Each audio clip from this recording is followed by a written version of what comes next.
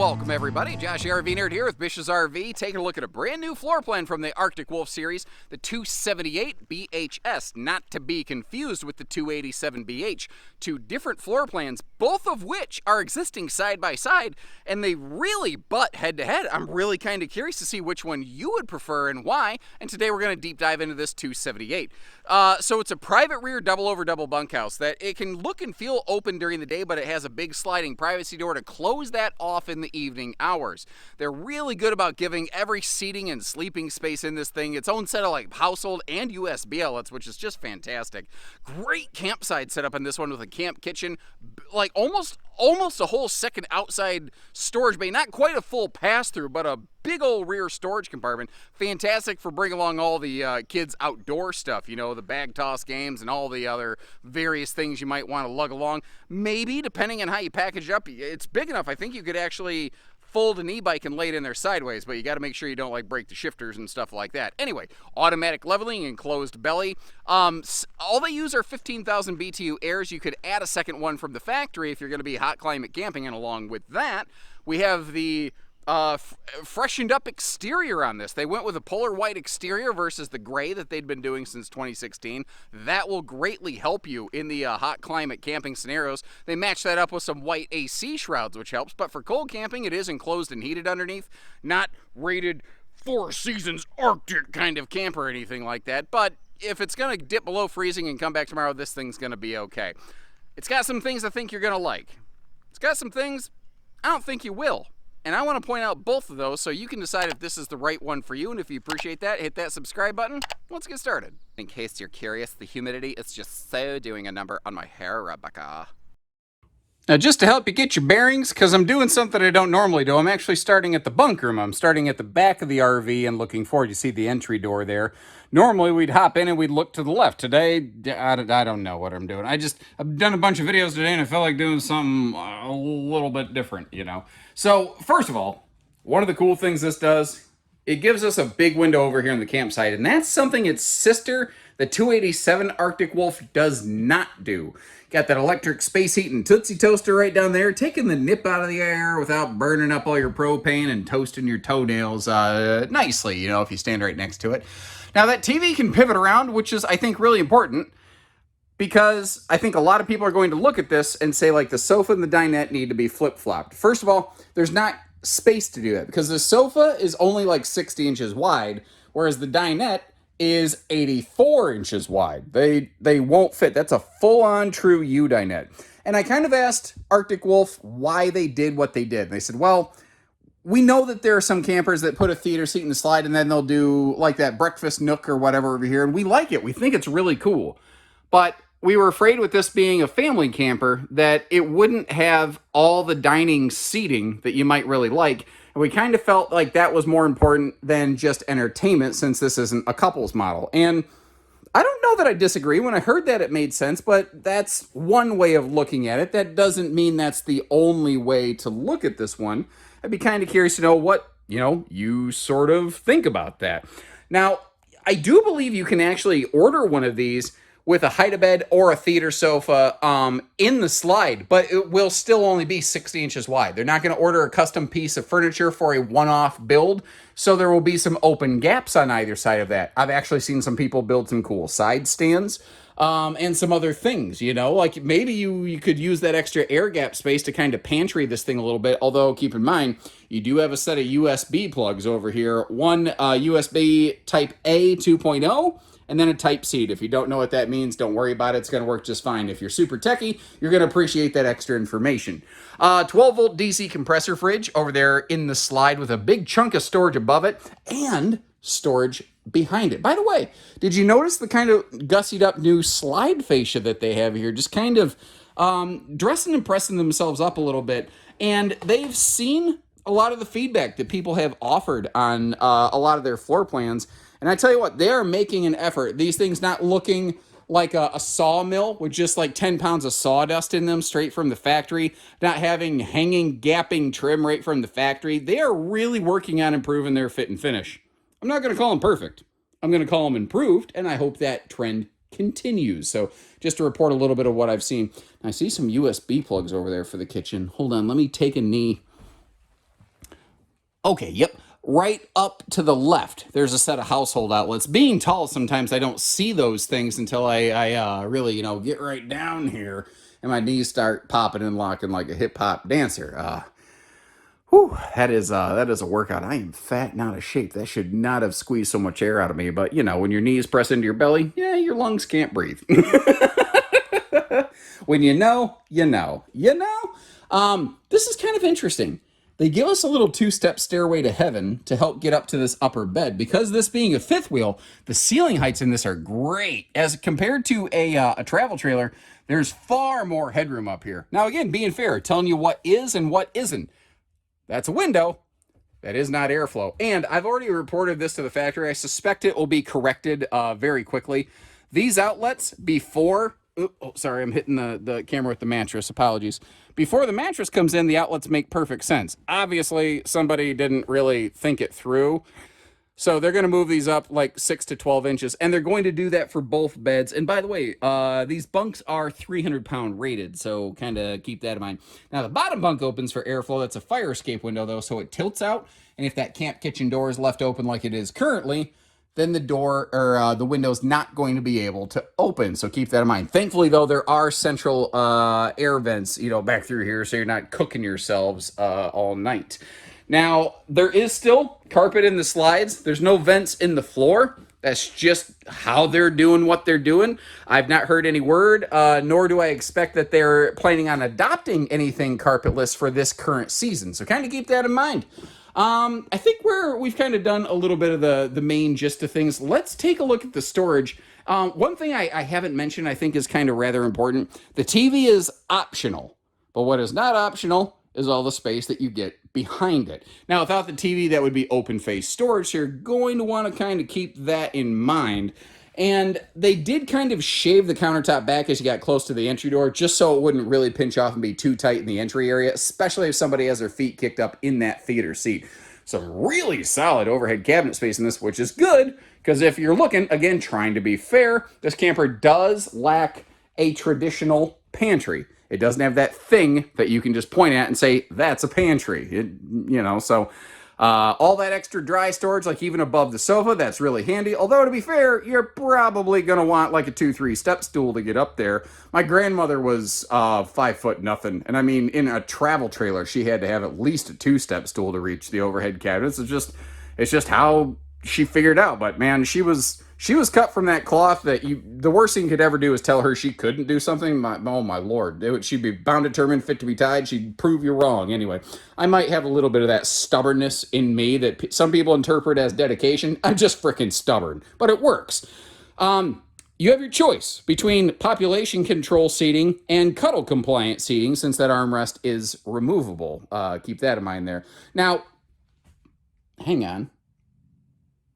Okay, I just realized something. That sofa's not bolted to the floor. It can slide a little bit because a couple seconds ago, the armrest was not overlapping with that little side shelf, but it is now. So apparently when I opened and closed that theater seat, I must have shifted it a little bit. So, okay, little note to kind of keep in mind there. Central vacuum is new to this entire family of RVs. You've also got that handy electric toe kick dustpan thing on the bottom right.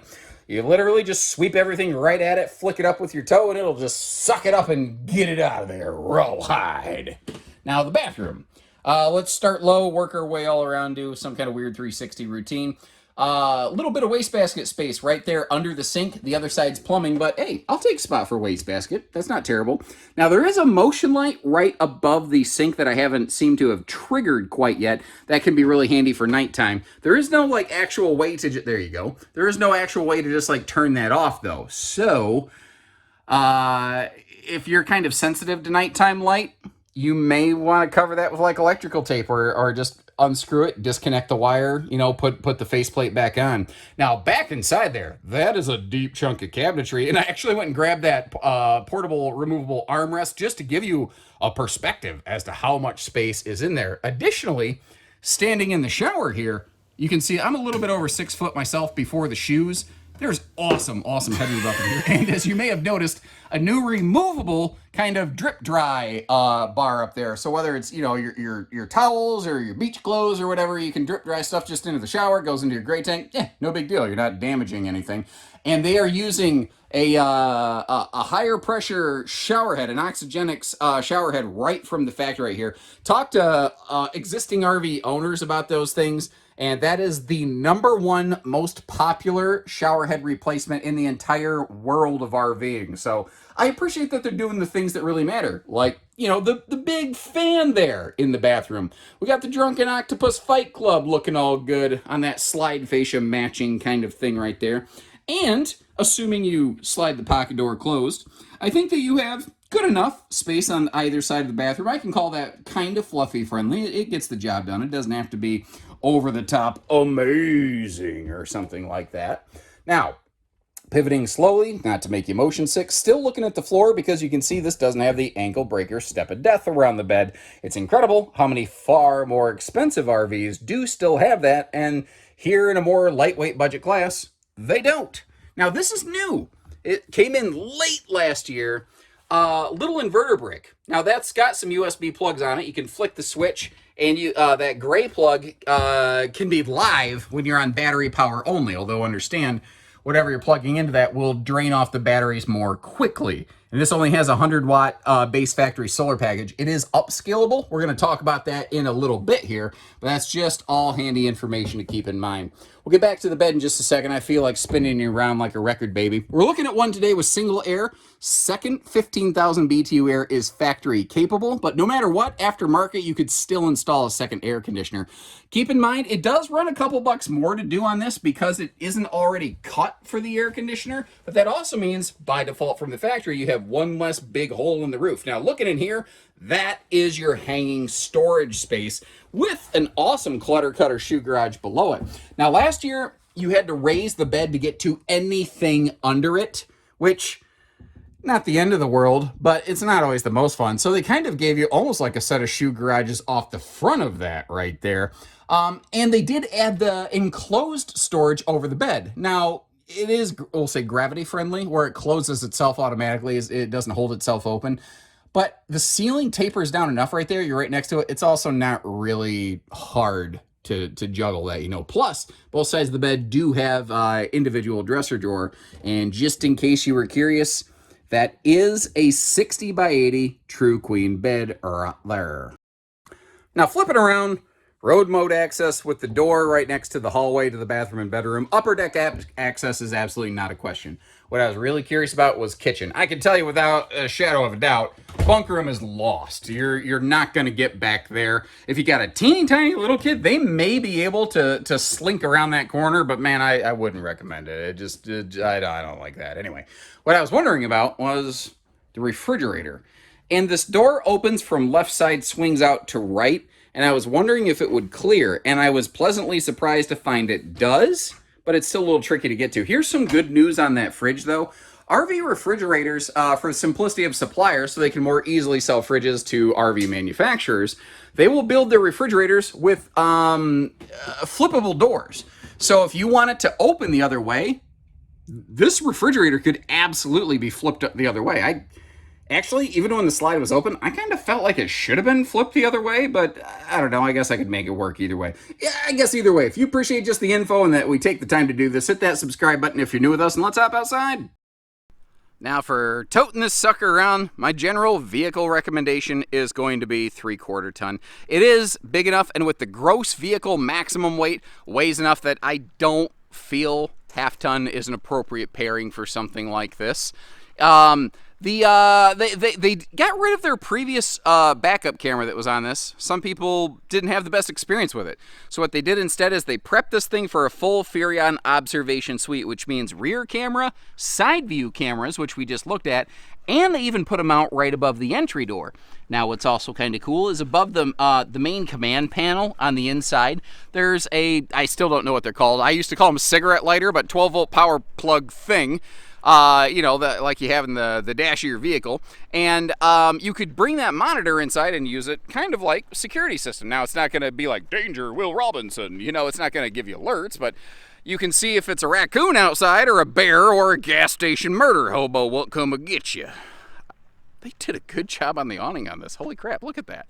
That is actually something Arctic Wolf has done very well for a long time. They don't always get credit for. They're very good about putting, I think a lot of these are like 21-foot awnings. That's some pretty good patio space there. You may have noticed it even encompasses the little rear camp kitchen. That's a nice touch. A lot of people really like that. Left the TV box down here, as I do sometimes, just to kind of give you a frame of reference on the whole size here. Another neat thing, if you do want to bring a TV outside, a lot of RVs have TV hookups in the pass-through compartment, but you have to leave your entire baggage door open. I don't know that I love that. I like that they give you the little spot if you want to run your power cable and your coax through there. You can make that happen.